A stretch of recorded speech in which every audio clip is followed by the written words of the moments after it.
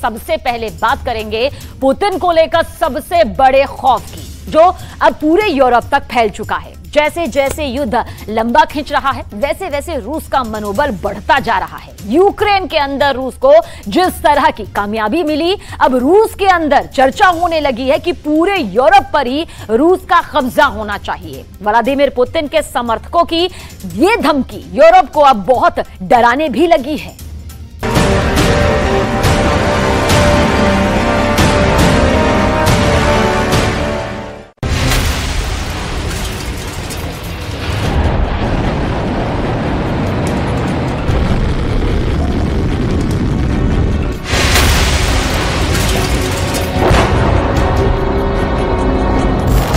पूरे यूरोप में पसरा खौफ।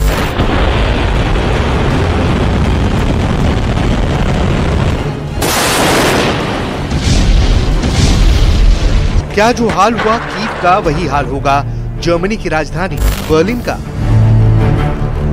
जिस तरह कीव तड़प रहा है, क्या वही हाल होगा फ्रांस की राजधानी पेरिस का?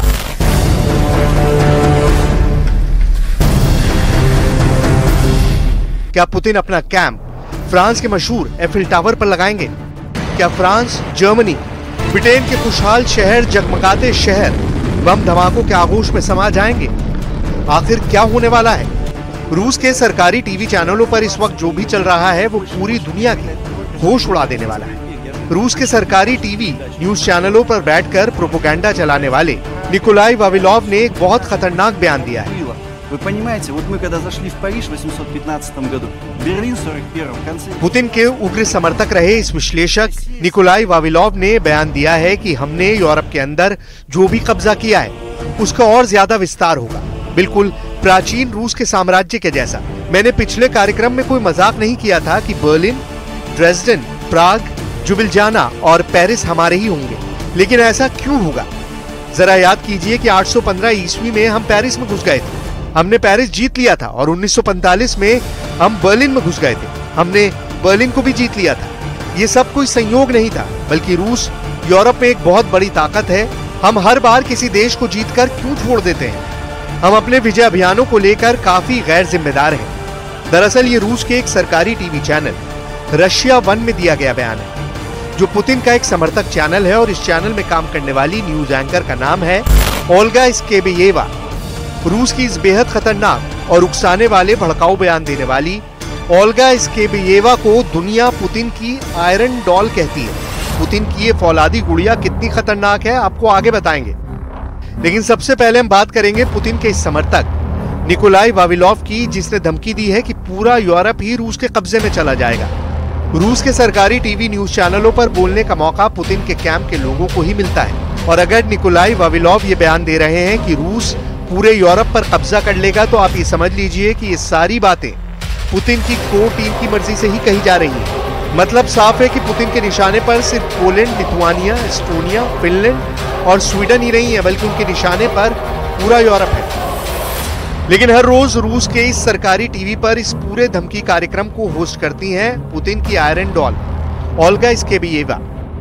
पूरी दुनिया, खासकर यूरोप के देश के रणनीतिकार ओल्गा स्केबेयेवा की बातों को बहुत ध्यान से सुनते हैं, क्योंकि ओल्गा पुतिन की भी काफी करीबी है। ओल्गा पहले भी यूरोप के कई देशों को परमाणु हमलों की धमकी दे चुकी है। पुतिन की आयरन डॉल कही जाने वाली ओल्गा स्केबेयेवा ने एक बयान में कहा कि बिना एटम बम धमाके के रूस की जीत मुमकिन ही नहीं है। वो क्या चाहते हैं? वे रूस पर जीत चाहते हैं। परमाणु विस्फोट के बिना रूस पर जीत मुमकिन नहीं है। इसे केवल इसलिए बाहर रखा गया है क्योंकि हम अपने देश को तबाह नहीं होने देंगे। अगर आप हमें तबाह करने की कोशिश करते हैं तो आप हमारे साथ तबाह हो जाएंगे। ऐसे में हमारा अगला कदम निर्णय लेने का होगा और फिर फैसले के सेंटर में होगा Kyiv, London, Washington. Olga Putin की सबसे बड़ी समर्थक है। रूस की सरकारी टीवी पर उनका 1 घंटे का कार्यक्रम होता है, जिसमें ओल्गा की एंकरिंग की कीमत $4 मिलियन बताई जाती है। ओल्गा अपने इस टीवी कार्यक्रम के जरिए दावा कर चुकी हैं कि यूक्रेन में नरसंहार ज़ेलेंस्की की आर्मी ने किया है, ना कि रूस की आर्मी ने, और यूक्रेन के लोग रूस की सेनाओं का स्वागत कर रहे हैं। Простые украинцы почему-то никакого геноцида не замечают в Харьковской области. Наших военных встречают как настоящих освободителей. На улице, по которым идет военная техника, выходят люди с триколором, А в геноциде мирных жителей харьковчане обвиняют. ठीक इसी तरह ओल्गा उस वक्त काफी चर्चा में रही थी जब रूस का युद्धपोत मॉस्को डूब गया। ओल्गा ने भड़काऊ बयान देते हुए इस घटना को तीसरे विश्व युद्ध की शुरुआत कहा था। Что спецоперация России на Украине закончилась в том смысле, что началась самая настоящая война, причем война Третья мировая, и мы вынуждены заниматься демилитаризацией не просто Украины, а всего Североатлантического альянса. Почему я об этом? कुल मिलाकर पुतिन के पास अपने खास और करीबी लोगों की पूरी एक फौज है, जिससे समय और मौके के मुताबिक पुतिन अपनी चालें चलते हैं और दुश्मनों को मात देते हैं।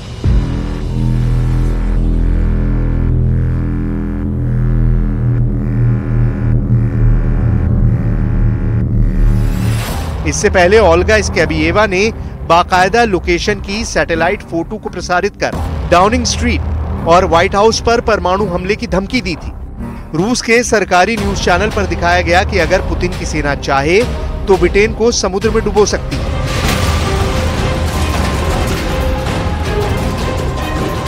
रूस के सरकारी टीवी पर पुतिन के एक और अघोषित प्रवक्ता दिमित्री किस्लीव ने एक साथ दो धमकी दी। अगर रूस चाहे तो वो समंदर के रास्ते ब्रिटेन पर पोसाइडन से परमाणु हमला कर सकता है और आसमान के रास्ते परमाणु बम दागने वाली इंटरकॉन्टिनेंटल बैलिस्टिक मिसाइल सरमत से ब्रिटेन को भारी नुकसान पहुंचा सकता है। पुतिन के मुखपत्र के तौर पर मशहूर रूस के टीवी एंकर दिमित्री किस्लीव ने अपने शो के दौरान कहा कि रूसी राष्ट्रपति को ब्रिटेन के खिलाफ पोसाइडन अंडर वाटर ड्रोन का इस्तेमाल करना चाहिए। इससे ब्रिटेन के तट पर 1600 फीट ऊंची रेडियो एक्टिव लहरें पैदा होंगी जो इस देश को समुद्र की अथाह गहराई में डुबो देगी। समुद्र तट पर पैदा हुई सुनामी की लहरों में रेडियो एक्टिव पदार्थ की मात्रा इतनी ज्यादा होगी कि ये पूरे ब्रिटेन को एक रेडियो एक्टिव रेगिस्तान में बदल देगी।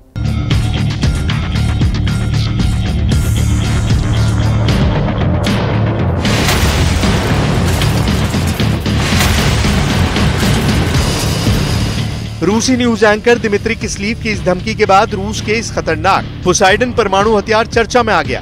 दरअसल पोसाइडन टॉर्पीडो और ड्रोन का मिला जुला रूप है।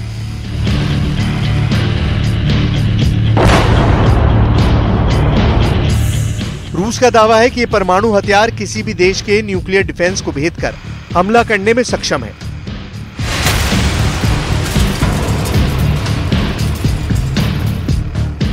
इसका इस्तेमाल समंदर के किनारे बसे शहरों या फिर देश को तबाह कर सकता है।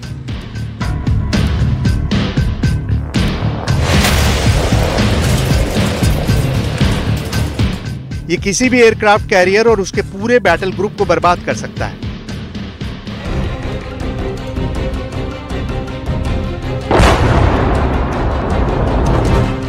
पोसाइडन टॉर्पीडो 100 मेगाटन तक के वॉरहेड से लैस है। ये हिरोशिमा पर गिराए गए परमाणु बम की ताकत का कई हजार गुना ज्यादा है। इससे ब्रिटेन के समुद्र में 1600 फीट ऊंची विशाल लहरों की सुनामी पैदा होगी जो इंग्लैंड के सबसे ऊंचे पॉइंट स्कैफल पाइक को भी आधा डुबो देगी।